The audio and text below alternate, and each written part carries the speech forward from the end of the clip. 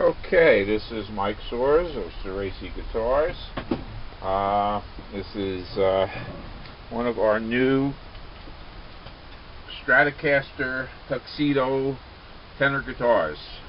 This is set up for ADGC, standard tenor tuning, and it's a 22 3/4 inch scale. And we make these here in a little shop in New York, and these are very limited. We only make a handful every year. Actually, we haven't made anything since last October due to an illness, but just getting back up on my feet, and have to list a couple of guitars to kind of really, so I can make it through the winter. So we're going to try to get as many as we can put together and set up before winter sets in, because there's no climate control in our shop. But given that, again, 22 3/4 inch scale, 1 1/4 inch top nut, 9mm spacing at the top nut. This is a bone nut. You have a two-way adjustable truss rod, Fender style truss rod. Your 3 pickups, and your adjustable bridge. Your bridge is adjustable for intonation, up and down, in and out. This is a nice little bridge. You get them on eBay, they're like $10, $12 now. But nice bridge. It's a nice solid bridge. It keeps tuned. It's not going anywhere. We've been using these for years. A nice bridge.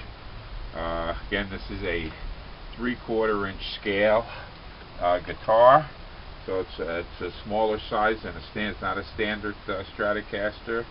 We're looking at about 10.5 inches across the lower bout, and about 35 inches overall. This is a mahogany body on this particular one with the maple neck, and we have large strap holders on this here, so your straps don't slip off. This is done in a gloss black. And this is fully bound, real binding on the top and the back in a white. And this is your back. This is a bolt-on neck that we use. Okay, and your standard 1/4 inch guitar jack on the side. And again, we modify our pickups as a 4-pole tenor. We like to use the 6-pole. I forget the name of it, whatever they call it, the body of the pickup, because what we do is we eliminate the wraparound on the 1 and the 6 string, so you got a nice even tone on your 2, 3, 4, and 5 pole on your pickup. Sometimes you lose a little sound on the wraparound. Some pickups are fine. We find other ones, on the lower string or the upper string, you lose it on that wraparound on the coil. So we use the 4 center poles on a 6-string bridge. And you got your volume and your tone, not 2 tones, just the 1 tone. We feel that's all you need on this here. And we did something a little different this year. We started last year, but we really didn't sell anything last year like this. We had a customer who's a long-time customer, has a bunch of my tenor guitars. Actually, we made a plectrum guitar for him in a Telecaster, and he didn't care for it. He returned it, which is no problem.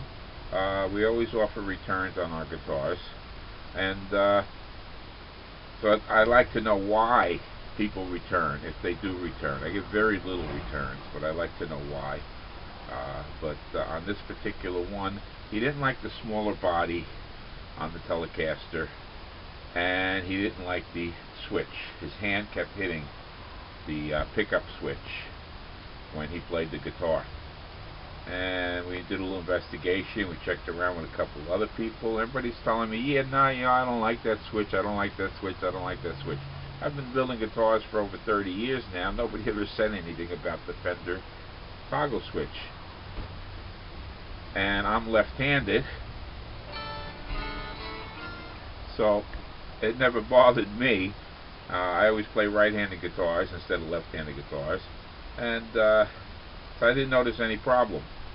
So what we did was we went around, we looked for different. I was going to use those little switches like they use on the Jazz Masters and stuff, and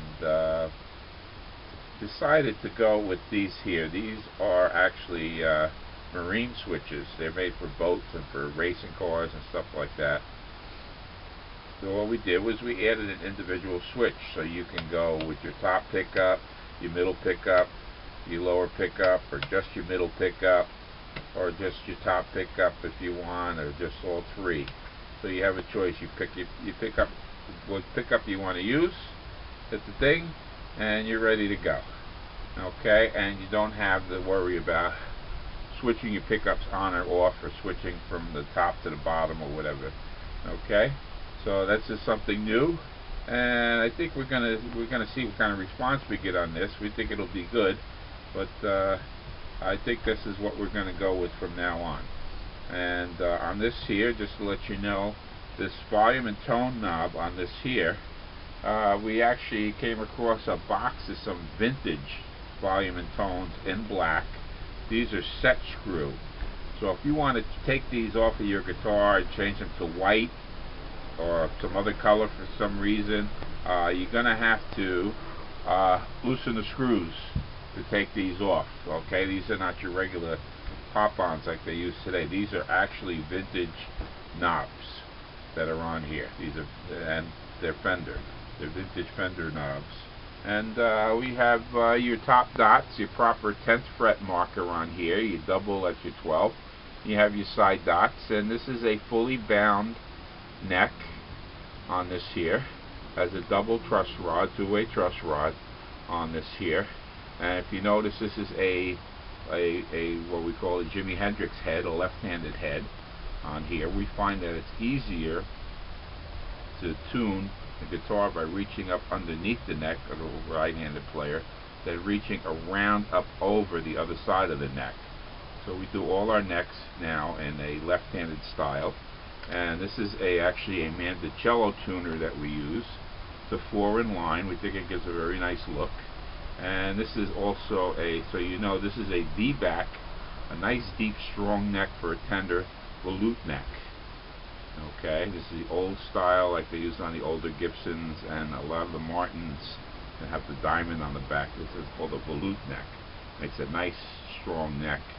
And this is your actually weakest point of the neck where the truss rod is. So you got a nice volute neck on here. And again, get a Fender style head on it, or more like a Telecaster, but or a Stratocaster. I think it's just more of a Stratocaster style. And bone nut. And well, another thing we do is we use what we call a Les Paul setback on your neck. Okay, where most Fender necks are what we call a straight slab neck off the thing, and most of your archtop guitars, your Les Pauls, have this older style slant back neck, and so your strings come over your nut and slant back, so you get better sustain at the nut. And so that's what we use now. We don't use the straight slab neck on it. You got a nice back curve on your neck here. And again, on your nut, again, bone nut, instead of using the slim 3mm or whatever it is nut that Fender uses, we actually do this in a Les Paul style. We got a 5mm bone nut on the top of your neck here. And better sound, better sustain down on your neck on this here. And your truss rod cover, your frets are all leveled. This guitar has to have a very nice, super low action on this guitar, straight neck. This guitar has actually, we built this guitar last October before I went for treatment, and it was actually, I just picked this up since last October, and the guitar, believe it or not, except for the A string, which needed to be tuned up like a half a step, the guitar was still in tune for almost a year now, 11 months. The guitar held the tune, and the neck was nice and straight in a shed that's It's not controlled. The only thing I'm going to point out on this here, the guitar is great. It comes with a soft case. There's a little bit of, I'm going to call it bench rash or whatever, from when we were building the guitar. We had a little mishap here with the buffer, and you got a little dent here, a little mark here, a little waviness here.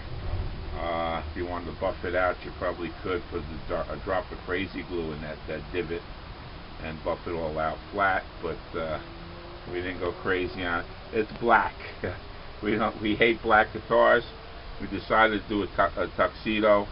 We don't like black because black just shows every single scratch and burr and fingerprints and everything else. But so that's what we've got going on here.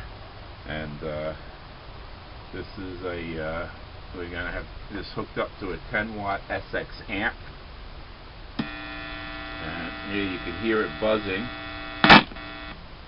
But when you plug it into the guitar, which is fully grounded and shielded, the buzz goes away. Again, here you got a little bit of buzz on your amp. A little ground issue on the amp right now, but as soon as you plug it in, the guitar itself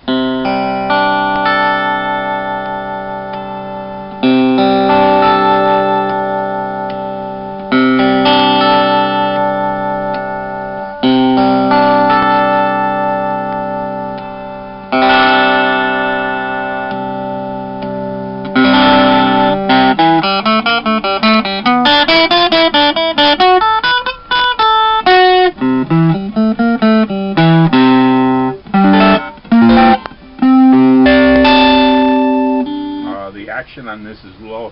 We usually shoot for the thickness of a US quarter on our guitars. We like that action. This is actually lower.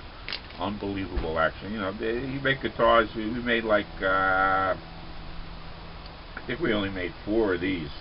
I have to check the shop again. Like I said, we made these last year, and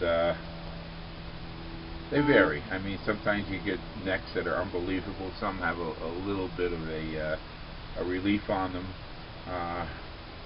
but this is unbelievable. This batch of necks has been so far, and the necks that I have made out of it, the necks have all been great. But again, this is your 22 and 3/4 inch scale tenor guitar, ADGC.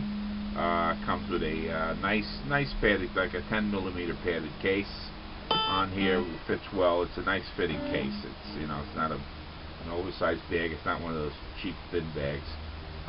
But as far as a tenor guitar goes, electric tenor, it's great. Again, this is Mike Soares'y. Thank you.